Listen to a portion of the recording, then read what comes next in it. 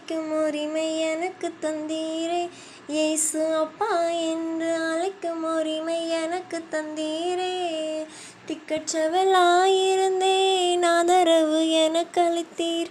திக்கற்றவளாயிருந்தேன் ஆதரவு எனக்கு அளித்தீர்.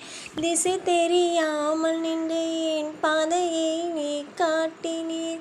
திசை தெரியாமல் நின்றேன் பாதையை காட்டினீர். நடக்க முடியாமல் சோர்ந்து நின்றேன். தோளின் மீது சுமந்து என்னை பாதுகாத்தீரே.